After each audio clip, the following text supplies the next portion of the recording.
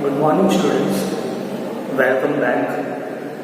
In class 8 lecture of SS, chapter Political, the Indian Constitution, as we have already started this chapter as a revision part. In last video, we have covered near about 3 topics. Starting with the term known as rule, we have seen in the last lecture. Rule are being made in the country. Who are making that rule? We have seen that in last video itself. Then we have gone with why do we need constitution? We have seen that topic also. And then we have gone with the key features of Indian constitution. We have gone with the federalism, governmental form, parliamentary form of government, and then we have gone with the separation of power. Then we have gone with the fundamental rights and then secularism. We have covered almost all the topics for the revision purpose. Then one topic is remaining is considered as fundamental right. We have to cover that fundamental right in this video itself. And then I'll give you some questions for the revision purpose. You can go with that revision and hope so that it will help you. So I have written back again the key features of Indian Constitution. Just have a quick recap of this. The key features of Indian Constitution. The first point is federalism.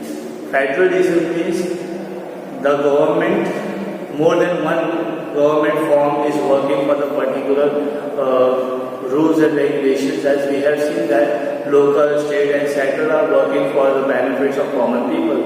As central makes all the decisions, but the state as an agent they give a guidelines to the particular institution of state. We have seen this.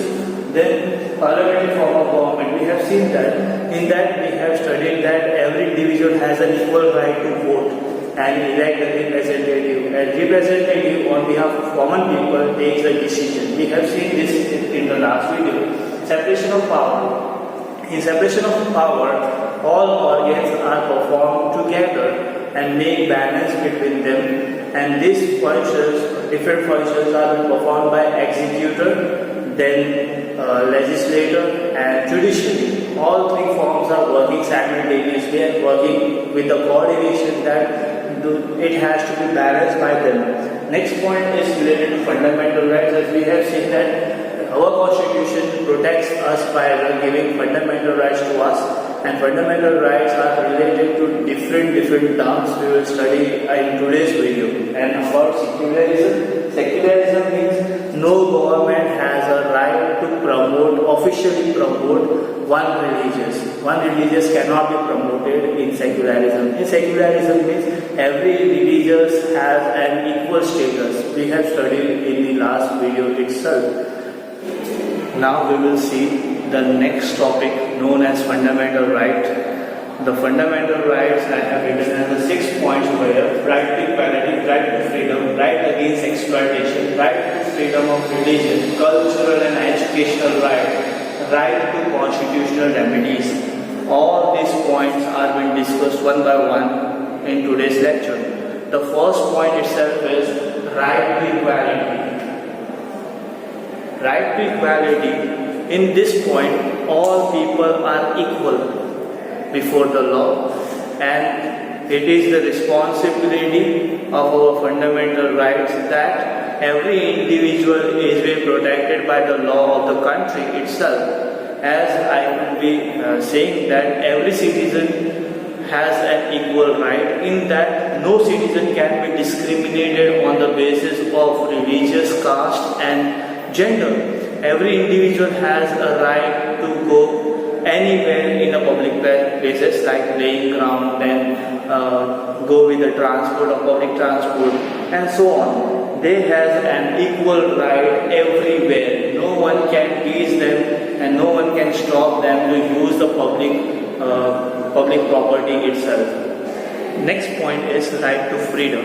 It includes right to freedom of speech and expression, right to form an association, right to move freely and reside any part of the country, right to practice any profession, occupation and business.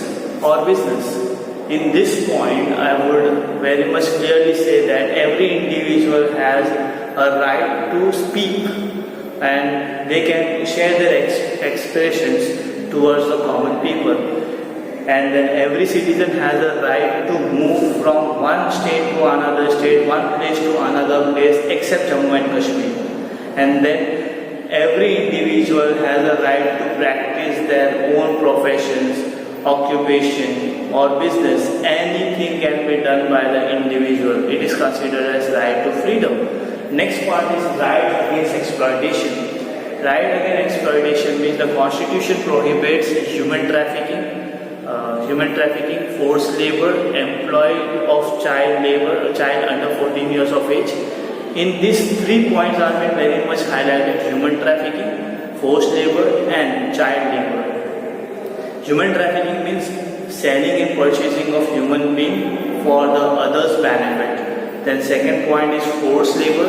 Forced labor means no one has a right to make the labor forcefully work. Next point is related to child labor. Underage means the age of 14 years. No one has a right to appoint a child as a worker. No company should appoint that as a child to work, because children are being having a right to go for education. So in this, every individual should know that the child labor is a crime right now. Under age of 14 has to go for study purpose. The next point is right to freedom of religion.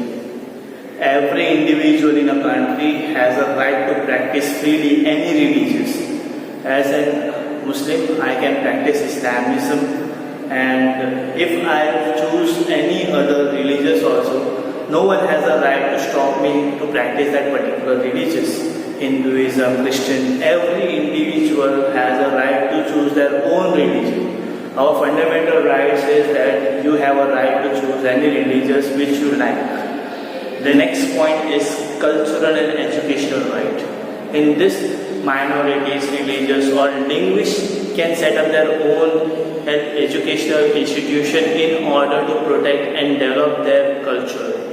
Here in this point, any religious group or any religious institute can establish their own institution to make and protect their culture, tradition and customs. An example I would be sharing with you is at madrasa. In madrasa, the people comes from different places and get educated in terms of Islamism. The next point is right to constitutional remedies.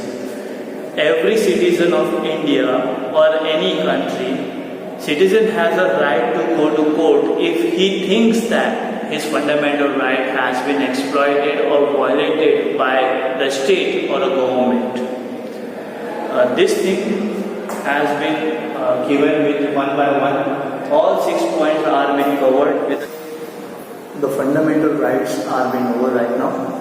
Now it's time for a question. Before giving you the question one by one, I request you to go through with the textbooks, and it is been available with the online also. You can go with the textbook for the answer purpose.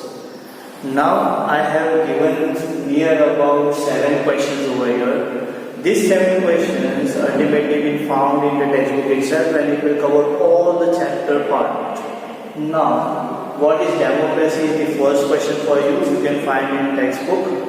What is right to equality? What is secularism? What is right to exploitation? And what is right to constitutional remedies? These 5 questions are related to 1 mark question. Now, these 2 questions can cover whole chapter itself. So, the 2 questions has to be studied very carefully. The first one is describe the key features of Indian Constitution. And as we have studied the key features, and the key features we have seen as patriotism, then parliamentary form of government, separation of powers, then secularism, then fundamental rights. We have studied these 5 key features. If you want to make more accurate answer from this question, you need to follow textbook. Write brief about fundamental rights. Fundamental rights which has been taught today itself, it has also been found in your textbook itself. Hope so you will follow the textbook for these questions, and these questions are for practice purpose. It should be done for a practice purpose itself. In next lecture, we will come with a new chapter as a revision. Thank you.